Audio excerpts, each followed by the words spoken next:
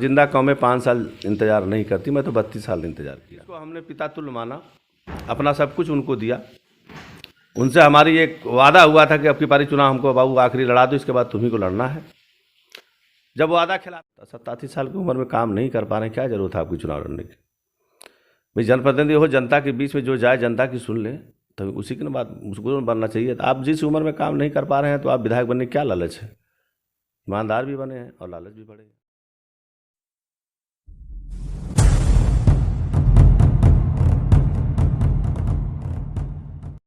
नमस्कार दोस्तों, मैं हूं डीपी पांडे और आप देख रहे हैं जनहित इंडिया। जिस तरह मोहब्बत और जंग में सब कुछ जायज़ होता है, उसी तरह सियासत में भी सब कुछ जायज़ होता है।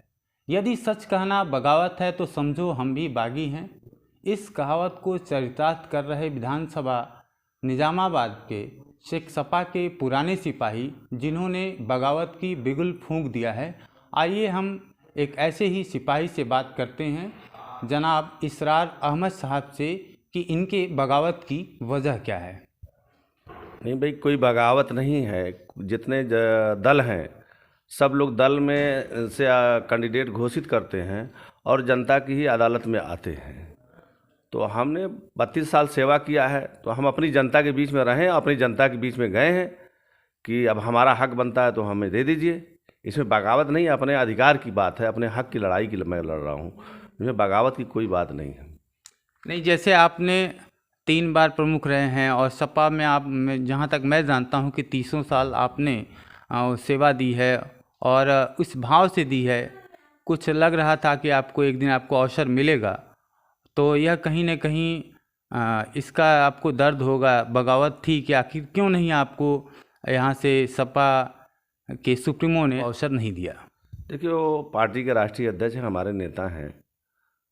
उन्होंने अच्छा बुरा सोचा होगा कि क्या अच्छा है क्या बुरा है। तो सब लोग इंसान ही, कभी कभी फैसला लेने में गलती हो जाती है, कभी कभी फैसला लेने में सही हो जाता है। तो अब उनकी क्या मजबूरी रही इसके बारे में तो हमारी डिस्कशन हुआ नहीं। मैंने समाजवादी पार्टी में 32 साल सेवा दिया और निष्ठा से काम किया, और मैं अपनी अलग से पहचान बनाने का काम किया। मैं जनता के बीच में बना रहा, और जो जनता के बीच में रहेगा उसी की पहचान बनेगी। तो मैं अब इतना भी मोहताज नहीं रहा कि नहीं, मैं जो है जनता के बीच में नहीं जा सकता।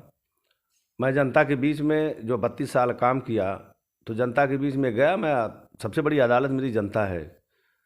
मैंने अभी भी लगभग 80% मैं लोगों से मिला जाके, और सबके सामने ये प्रस्ताव रखा हूँ कि मैं निर्दल के रूप में आपके सामने आया हूँ। अगर आप फैसला करेंगे कि लड़िए तो लड़ूंगा, और नहीं कहेंगे कि मत लड़िए तो नहीं लड़ूंगा। तो सभी लोगों ने एक सुर में कहा कि नहीं, आप लड़िए, आपका हक बनता है। अब आपका हक मारा जा रहा है, और समाजवादी पार्टी लोहिया जी की विचारधारा पे चलती है। लोहिया जी तो कहे हैं कि जिंदा कौमें 5 साल इंतज़ार नहीं करती, मैं तो 32 साल इंतज़ार किया। अब मैं आदरणीय नेताजी मुलायम सिंह यादव जी के नेतृत्व में काम किए। उन्होंने भी, आप देखे होंगे, आपको याद होगा, एक बार नारा दिया था कि जहाँ हक न मिले वहाँ हल्ला बोल। तो मैं भी अपने हक के लिए हल्ला बोल रहा हूँ, लोगों के बीच में जा रहा हूँ। क्या लोकतंत्र में मुझे अपनी बात कहना या मुझे चुनाव लड़ने का अधिकार नहीं है? मैं तो स्वतंत्र हूँ ना। वो पार्टी में तो इसलिए रहा जाता है कि भाई उसकी नीति सिद्धांत पसंद है, उन सिद्धांतों को हम लोग आगे बढ़ाएंगे, क्योंकि हमारे जैसे छोटे बड़े कार्यकर्ता ही मिलकर पार्टी की नीति को आगे बढ़ाते हैं। राष्ट्रीय अध्यक्ष जी हर जगह नहीं जाएंगे, कार्यकर्ता ही जाता है। चाहे बीजेपी हो, चाहे कांग्रेस हो, चाहे बीएसपी हो, चाहे समाजवादी पार्टी हो, उनकी एक नीति होती है, नीति को बढ़ाने का काम कार्यकर्ता करता है। मैंने बढ़ाने का काम किया था। बस मुझे इस बात की बात आ गई, हमको राष्ट्रीय अध्यक्ष जी से, समाजवादी पार्टी से कोई शिकायत नहीं है। शिकायत उससे है जिसको हमने पिता तुल्य माना, अपना सब कुछ उनको दिया। उनसे हमारी एक वादा हुआ था कि अब की बारी चुनाव हमको बाबू आखिरी लड़ा दो, इसके बाद तुम्ही को लड़ना है। जब वादा खिलाफी होने लगी तो हमने कहा, अब जिससे सच्चे अच्छे इंसान के लिए तो काम किया जा सकता है, अगर कोई वादा खिलाफी करता है तो अच्छा इंसान नहीं हो सकता। मैं किसी की भी बात कर रहा हूँ, मैं मेरी ले लीजिए चाहे दूसरे की ले लीजिए, जो वादा खिलाफी करे। और मुलायम सिंह यादव जी हम लोगों को पहले बहुत सिखाए थे, ईमानदारी सिर्फ रुपये पैसे की नहीं होती। अगर ईमानदारी, आपने किसी के साथ विश्वासघात कर दिया वो भी बेईमानी है। आपने किसी से वादा खिलाफी कर दिया वो भी बेईमानी है। तो मैं अपने अधिकार की लड़ाई लड़ रहा हूँ और जनता की आवाज़ पे लड़ रहा हूँ।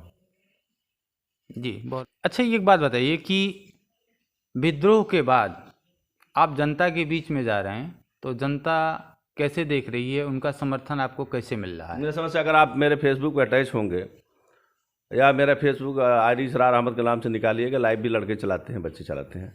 अब तक जो रहा बीजेपी, बीएसपी, कांग्रेस या समाजवादी पार्टी के जितने या अन्य दल, छोटे छोटे बहुत से लोग हैं, जो लोग प्रचार में निकले होंगे उनके पास बहुत ज़्यादा मेहनत की होंगे, तो 10 से 12 लोग रहे होंगे मेरे साथ। जानते हैं, देखिए आप, मेरे 250-200 लोगों का हुजूम चलता है, तो ये जन समर्थन ही ना है।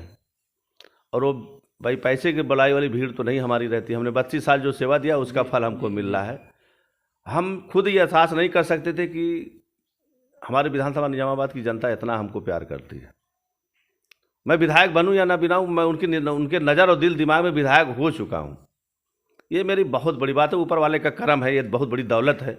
ये दौलत सबको प्राप्त नहीं होती। तो प्यार से बढ़ के कोई दौलत भी नहीं है। ये प्यार हमारे लिए उनका यादगार है, इसको लेके हम समेटे रहेंगे। और चुनाव जीतना हारना तो मालिक फैसला करेगा कि कौन जीतेगा कौन हारेगा। एक सवाल मैं आपसे और करूंगा कि सड़कों की हालत बड़ी बेहाल है। आप देखे होंगे कि भदोली पुल से लेकर जो निजामाबाद का रोड है और मिर्ज़ापुर ब्लॉक से लेकर फूलपुर को जो रोड जाता है, ये जो रोड है इतनी इसकी दुर्दशा हो चुकी है, इतनी गड़बड़ रोड है कि आए दिन इस पे दुर्घटनाएं होती रहती हैं। तो ये जो रोड की हाल है, इसके लिए आप जिम्मेदार किसको मानते हैं? देखिए, कुल मिला जुला के विधायक जब क्षेत्रीय विधायक होता है, सत्ता नहीं रहती है तो वो लेटर लिख सकता है, कह सकता है, क्योंकि निधि से पहले पैसे से नहीं काम कराया जा सकता कि सड़क की निधि का पैसा जो पीडब्ल्यूडी की सड़क है उसको अपनी निधि से पैसा कैसे खर्चा कर सकते हैं। तो इसकी सरकार की में भी नाकामी है। उत्तर पर सिर्फ निजामाबाद नहीं, आजमगढ़ में आप किसी विधानसभा में घूमेंगे, हर जगह आप बिंद्रा बाजार से मेहनगर देख लीजिए, आप नंदाओं से लेकर वहाँ तक देख लीजिए, किसी भी विधानसभा में आप जाएंगी सड़कें की हालत ख़राब है। सरकार जो नारा दी थी कि हम गड्ढा मुक्त कर देंगे, सड़कें कंप्लीट कर देंगे, ना इनका गड्ढा मुक्त हुआ ना सड़कें कंप्लीट हुई। और देखिए, जनप्रतिनिधि चाहे जो भी हो, किसी दल का हो या सरकार कोई भी हो, 4 चीज़ पे उसको ध्यान देना पड़ेगा। पहली, आज बिजली इंसान की ज़रूरत बन चुकी है। उसकी अगर क्षमता वृद्धि का, जहाँ अगर लोड हो रहा, क्षमता वृद्धि बढ़ाया जाए। ये अलग समाजवादी पार्टी की सरकार में बहुत बड़ा था, लेकिन इस सरकार में वो काम नहीं हुआ। स्वास्थ्य पे इस सरकार में काम नहीं हुआ, शिक्षा पे इस सरकार में काम नहीं हुआ, सड़क पे इस सरकार में काम नहीं हुआ। तो अगर हमको मौका मिलेगा तो हम इन 4 चीज़ पे ज़्यादा जोर देंगे कि बच्चे शिक्षित होंगे तो उनका भविष्य बनेगा, देश का भविष्य बनेगा। सरकार दावा कर रही है कि हमने यहाँ से अपराध खत्म कर दिया। मैं समझता हूँ कि किसी भी प्रदेश या किसी देश में जहाँ बेरोजगारी रहेगी वहाँ अपराध खत्म हो ही नहीं सकता। जब आप वैकेंसी निकालेंगे, बच्चे नौकरी में जाएंगे, तब उनका भविष्य संवरेगा, उनके परिवार का भविष्य संवरेगा और देश का भी भविष्य संवरेगा। प्रमुख जी, कोरोना काल में जब सपा के बड़े बड़े नेता घरों में दुबके हुए थे, तब आपने सपा सुप्रीमो अखिलेश कुमार यादव जी के कहने पर आप अपने निजी संसाधनों से लोगों की मदद की और बहुत मदद की। उसके बावजूद भी आपको इस बार इस तरह से कह के आपने जैसे बताया कि वादा खिलाफ़ी हुआ, तो इस तरह से वादा खिलाफ़ी उन्होंने किया, आपको वो अवसर नहीं दिया। तो ये जो सिर्फ नेतृत्व है, ये क्या संदेश देना चाहता है, इस पर आप क्या कहेंगे? देखिए, माननीय राष्ट्रीय अध्यक्ष जी ने हमको धोखा नहीं दिया। हम तो कहे ना कि जिसके लिए हमने सब कुछ किया, जो क्षेत्रीय विधायक हैं, अगर उनकी उम्र होती तो आज भी लड़ते रहते, हमको कोई फर्क नहीं पड़ता। 87 साल की उम्र में काम नहीं कर पा रहे, क्या जरूरत है आपकी चुनाव लड़ने की? भाई जनप्रतिनिधि हो, जनता के बीच में जो जाए जनता की सुन ले, तो उसी की बात उसको बनना चाहिए। आप जिस उम्र में काम नहीं कर पा रहे हैं तो आप विधायक बनने की क्या लालच है? ईमानदार भी बने हैं और लालच भी बढ़े हैं। जहाँ तक कोरोना काल की बात है, राष्ट्रीय अध्यक्ष जी ने पर्सनली हमसे नहीं कहा था, राष्ट्रीय अध्यक्ष जी ने सामूहिक कहा था कि समाजवादी पार्टी के कार्यकर्ता जहाँ हैं वहाँ लोगों की सेवा में लग जाएं। तो उस कोरोना काल वाली जो सेवा है वो राजनीति से हम नहीं जोड़ते, क्योंकि सब कुछ दुनिया में जितना बनाएंगे रुपया पैसा धन दौलत यहीं रह जाएगी, कुछ आखिरत के लिए भी बनाया जाता है। तो उसको हम इंसानियत के नज़रिए से अपनी आखिरत के लिए हमने किया था, उसको राजनीति के नज़रिए से कभी नहीं किया हमने। क्योंकि राजनीति के नज़रिए से करते तो हम अपने ब्लॉक में करते, अपने विधानसभा में करते, हमारा कोई दायरा नहीं था। और आपको अंदर की बात है, आजमगढ़ नहीं ऑल इंडिया पैमाने पे ऊपर वाले ने मुझसे मदद कराई लोगों की, तो वो उसमें मुझे घमंड भी नहीं है, क्योंकि उनका हिस्सा था, मालिक मेरे हाथ से पहुंचवा दिया। मेरी औकात नहीं किसी की मदद कर दूं। आपने महाभारत देखा होगा, महाभारत में सब कुछ हो चुका था, सिर्फ लीला थी उसको दिखाना था और अर्जुन के हाथों में जस देना था। उसी तरह से हम लोग जो करते हैं, करते तो ऊपर वाले हैं, लेकिन हमारे हाथों से जस लग जाता है, वो मालिक जिसका हिस्सा उसको पहुंचवाता है, हमको बीच में मददता करा। तो उसको राजनीति से मत जोड़िए, वो बस सेवा भाव था। हमसे बात करने के लिए बहुत बहुत शुक्रिया। आप देख रहे थे जनहित।